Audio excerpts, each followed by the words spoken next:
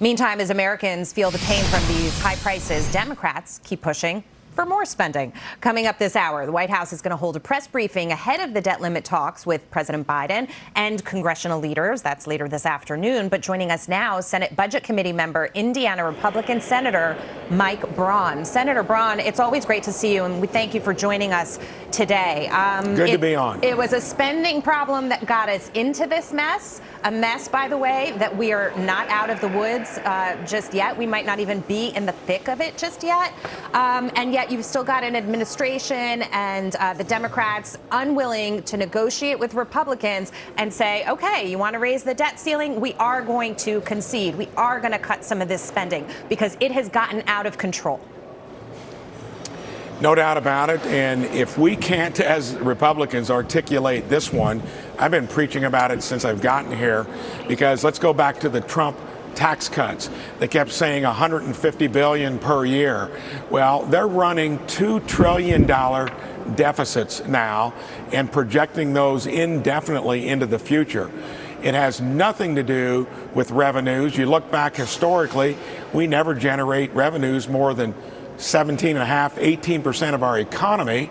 It's about spending, and those chickens are coming home to roost. I stay in touch with Main Street America businesses. They've been seeing these issues arise several months ago, and now it's all culminating.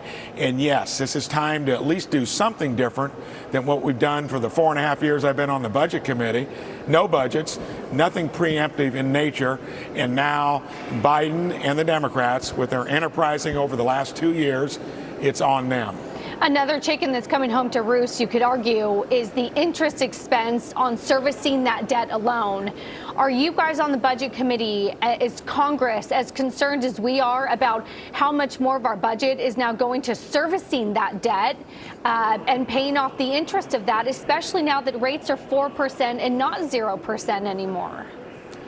Definitely. And it was about 3 months ago, our crew that are fiscal conservatives did a press conference, and I asked about 30 reporters, do you know what 1% of 30 trillion is? It's so abstract, it's so out there. They guessed 300 million. They were off by a power of 1,000.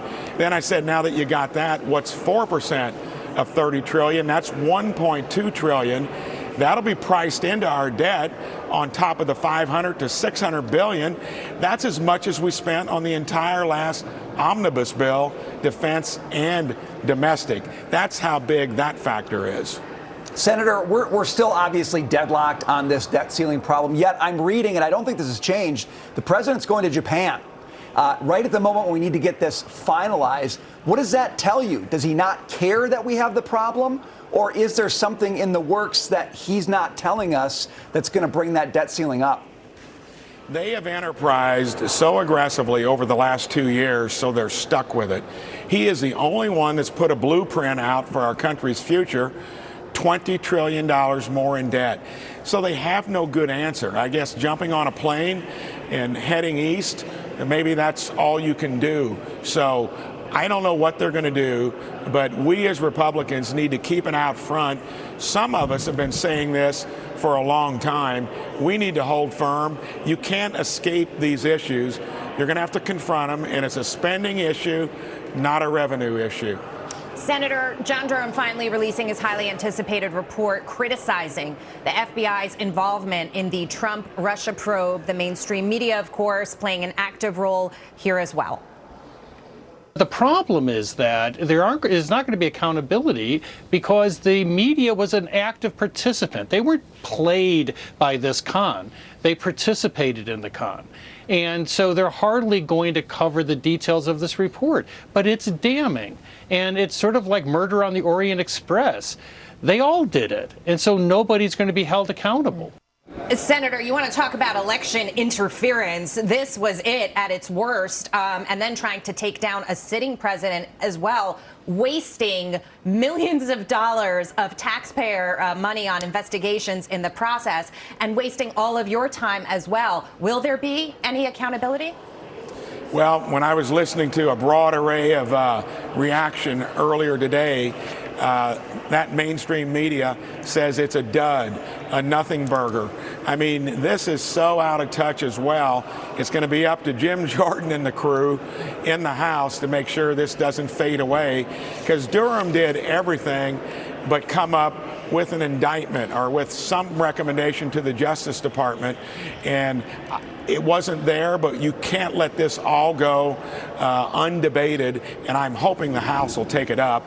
We don't have much to do here in the Senate, but this is stuff you can't sweep under the rug. Senator, the FBI responded to this by saying, hey, we fixed the problem. We've already made all the changes we need to make based on this. Do you buy how the FBI is responding to this right now? No, I think they've been co-conspirators on this whole mixing media and politics, and it's clear who they've been backing. I don't buy it at all, and it's again up to us as Republicans to articulate it and convince the people in the middle that really make a difference. And I think the case, again, just like the economy, this is on our side. Senator Braun, thank you so much. Good to see you, sir. You're welcome.